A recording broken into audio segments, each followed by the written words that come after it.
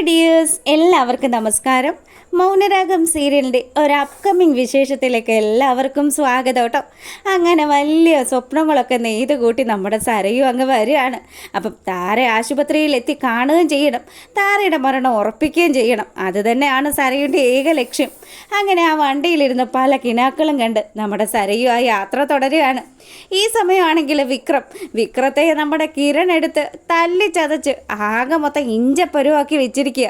പക്ഷേ ഇതൊന്നും മനസ്സിലാവാതെ തന്നെയാണ് സരയു ഒരു യാത്ര തിരിച്ചിരിക്കുന്നത്. എന്തായാലും താൻ ഏർപ്പെടുത്തിയ വിക്രം അവൻ എന്തായാലും ആ താരയെ തീർക്കും. അങ്ങനെ താര തൻ്റെ ജീവിതത്തിൽ നിന്ന് പോയി കഴിഞ്ഞാൽ പിന്നെ തനിക്ക് സമാധാനമായിട്ട് മുന്നോട്ട് പോകാമല്ലോ. ഒരു ടെൻഷനും ഇല്ല. അമേരിക്കയിലേക്ക് പോയി മനുവേട്ടനോടൊപ്പം ആ കുഞ്ഞിനോടൊപ്പം സന്തോഷമായിട്ട് ജീവിക്കണം. ഇനി ഈ നാട്ടിൽ മറ്റു പ്രതിബന്ധങ്ങളൊന്നും ഉണ്ടാവില്ല. ആ കിരണിനെയും കല്യാണിയും കൂടി നിലംപരിശാക്കി കഴിഞ്ഞാൽ പിന്നെ തൻ്റെ കാര്യം ഓക്കെ ആണെന്ന് കൂടി സരയു ഇങ്ങനെ ആലോചിക്കുക. അങ്ങനെ നമ്മുടെ സരയു ആശുപത്രി വാതിക്കലെത്തി. അപ്പോൾ ഈ സമയമാണെങ്കിൽ കിരൺ കാരണം നമ്മുടെ വിക്രത്തിന് വലിയ അപകടമാണല്ലോ സംഭവിച്ചിരിക്കുന്നത്. അങ്ങനെ ഒന്ന് അനങ്ങാൻ പോലും പറ്റാത്ത വിധം ഇഞ്ചപ്പരുവാക്കി ഇട്ടിരിക്കുകയാണ് വിക്രത്തെ. അവിടെ തന്നെ ഒരു റൂമിൽ നമ്മുടെ വിക്രത്തെ അഡ്മിറ്റും ആക്കി. അങ്ങനെ ഈ വിവരങ്ങളൊക്കെ പ്രകാശൻ്റെ അടുത്ത് വന്നിട്ട് മുത്തശ്ശി പറയുക, എടാ മോനെ, നമ്മുടെ വിക്രത്തിന് ഒരു അപകടം സംഭവിച്ചടാ. അമ്മ എന്താ അമ്മേ പറയുന്നത്? എൻ്റെ പൊന്നുമോൻ എന്ത് പറ്റിയെന്ന് അമ്മ ഈ പറയുന്നത്? മോനെ, അവനുണ്ടല്ലോ, അവൻ ആ താരയുടെ റൂമിൽ ചെന്നതും ആ കിരൺ എന്തൊക്കെയോ ചെയ്തു. എൻ്റെ മോനെ തല്ലി പരുവക്കേടാക്കിയതാ അവിടെ അഡ്മിറ്റ് ആക്കിയിരിക്കുകയാണ്. എൻ്റെ അമ്മ എനിക്ക് ഇപ്പം എൻ്റെ മോനെ കാണണമെന്ന് പറഞ്ഞ് പ്രകാശൻ കയറ് പൊട്ടിക്കാൻ തുടങ്ങിയതും മുത്തശ്ശി പറഞ്ഞു, അനങ്ങി പോകരുത്, ഇരുന്നോണം അവിടെ. നിനക്ക് എന്താ ശരിക്കും പ്രശ്നം? എടാ, ഇത്രയും വാർദ്ധക്യമായിട്ടുള്ള ഞാൻ നിനക്ക് വേണ്ടിയിട്ടും നിൻ്റെ മകന് വേണ്ടിയിട്ടും നാട് മുഴുവനും തെണ്ടി നടക്കുക. എന്നിട്ട് ഇത്രയും ആരോഗ്യമുള്ളൊരു ചെറുപ്പക്കാരനാണ് നിൻ്റെ മോൻ.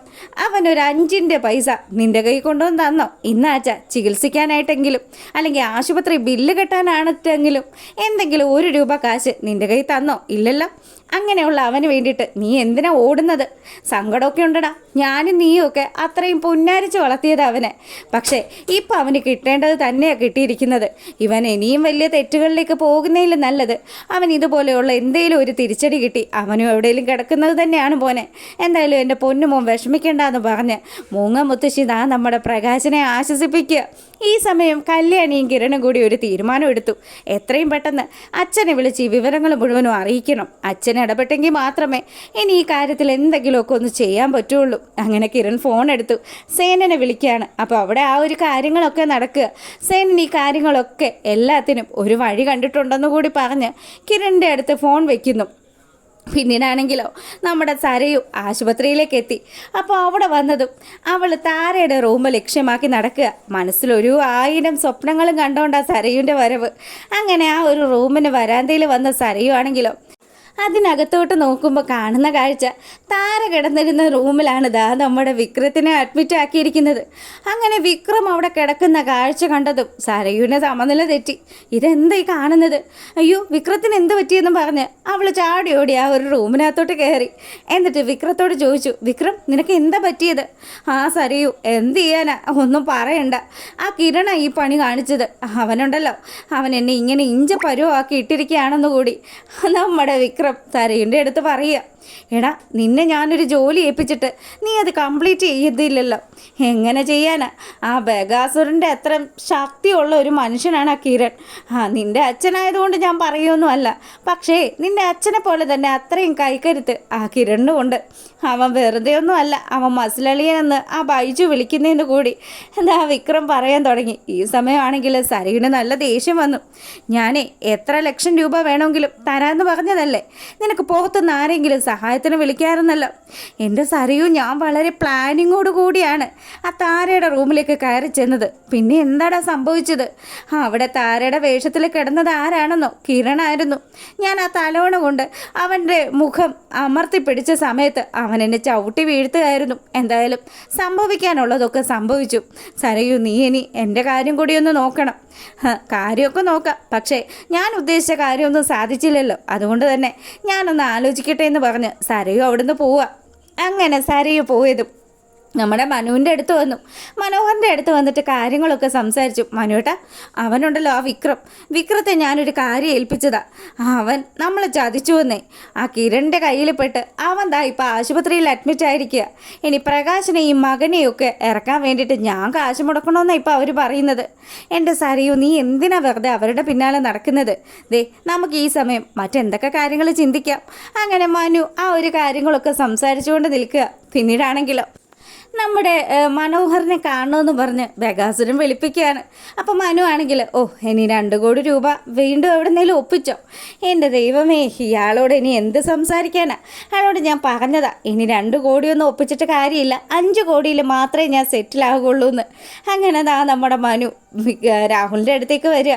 അങ്ങനെ രാഹുലാണെങ്കിലോ, അതെ, നിന്നോട് ഞാൻ ഒരുപാട് തവണ പറഞ്ഞു എത്രയും പെട്ടെന്ന് എൻ്റെ മോളുടെ ജീവിതത്തിൽ നിന്ന് ഒഴിഞ്ഞു പോകണമെന്ന്. എന്നിട്ടും നീ ഇതുവരെ അതൊന്നും അനുസരിച്ചില്ലല്ലോ. ഇനി നിന്നെ അനുസരിപ്പിക്കാൻ പറ്റുമെന്ന് ഞാനൊന്ന് നോക്കട്ടേടാന്ന് പറഞ്ഞു. നീ എന്താ കരുതിയിരിക്കുന്നത്? എൻ്റെ മോള് ഇപ്പം എന്നെ കൊല്ലാൻ പോലും മടി കാണിക്കാത്ത ഒരു രീതിയിലേക്കായി. അതിനൊക്കെ കാരണക്കാരൻ നീ അല്ലേടാന്ന് ചോദിച്ച് ബഗാസുരൻ നമ്മുടെ മനോഹറിൻ്റെ കഴുത്തിന് കൊത്തിപ്പിടിച്ചു. ഈ സമയമാണെങ്കിലോ മനു തിരിച്ചു നിന്ന് ബഗാസുരനോട് പറഞ്ഞു, എടോ താൻ ഒറ്റൊരുത്തൻ കാരണം ജീവിതം നശിച്ചു പോയത് ആർക്കാണെന്ന് തനിക്ക് അറിയാവോ? തൻ്റെ പെങ്ങളായിട്ടുള്ള രൂപയ്ക്കാടോ? തന്നോട് ഏറ്റവും അധികം പകയുണ്ടാവേണ്ടതും അവർക്ക് തന്നെയാണ്. എന്തായാലും തൻ്റെ ചില കാര്യങ്ങളൊക്കെ ഞാൻ ഒരാളോട് സംസാരിച്ചിട്ടുണ്ടെന്ന് കൂടി മനു പറഞ്ഞതും പെട്ടെന്ന് തന്നെ നമ്മുടെ ബഗാസുരൻ ഞെട്ടി നിൽക്കുകയാണ്. നീ ആരോട് എന്ത് സംസാരിച്ചെന്നാടാ പറയുന്നത്? ഇത് നിൻ്റെ പുതിയ നമ്പർ അല്ലേടാന്ന് ചോദിച്ച് ബഗൻ നമ്മുടെ മനോഹറിനെ പിടിച്ചു പൊക്കുകയാണ്. ഉള്ള സത്യം പോലെ തന്നെ എന്നോട് പറഞ്ഞോണം. അതെ, തൻ്റെ മോള് സത്യങ്ങളൊക്കെ അറിഞ്ഞിടോ. താനൊരു ഭൂലോക ഫ്രോഡാണെന്നും തനിക്കും അതുപോലെ ആ മിണ്ടാത്ത പെണ്ണിനും കൂടി ഉണ്ടായതാണ് സരയു എന്നുള്ള കാര്യവും അവളിതൊക്കെ അറിഞ്ഞു വെച്ച് തന്നെയാണ് തന്നെ കൊല്ലാനായിട്ട് കത്തിയുമായിട്ട് തൻ്റെ പിന്നാലെ നടക്കുന്നതെന്ന് കൂടി രാഹുലിൻ്റെ മുഖത്ത് നോക്കി മനോഹർ പറഞ്ഞതും രാഹുൽ അവിടെ കുഴഞ്ഞു പോവുകയാണ്. ഇനി എന്ത് ചെയ്യും? തൻ്റെ ജീവന് തുല്യം സ്നേഹിച്ച തൻ്റെ മകളാണ്.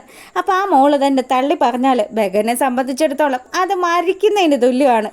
അതുകൊണ്ട് തന്നെ ആളൊരു നിമിഷം ഇങ്ങനെ ആലോചിച്ചു, എടാ നീ ഒറ്റൊരുത്തനാടാന്ന് പറഞ്ഞ് നമ്മുടെ മനോഹറിൻ്റെ കാരണം പൊത്തി ഒരു അടി അങ്ങ് വെച്ച് കൊടുത്തിട്ട് പുള്ളിക്കാരനാണെങ്കിൽ അവിടുന്ന് ദേഷ്യം പിടിച്ച് പോവുക. എന്നെ തല്ലിയാലുണ്ടല്ലോ ഇന്ന് തനിക്കും തൻ്റെ ഭാര്യയ്ക്കും ഒക്കെ കോളായിരിക്കുമോ? ഞാൻ എന്തെങ്കിലും ഒരു കാര്യം മെനയും. അവളുടെ അടുത്ത് പോയി പറഞ്ഞു കഴിഞ്ഞാൽ ഇന്ന് മിക്കവാറും തൻ്റെ നെഞ്ചത്ത് അവൾ കത്തിക്കുത്ത് നടത്തും.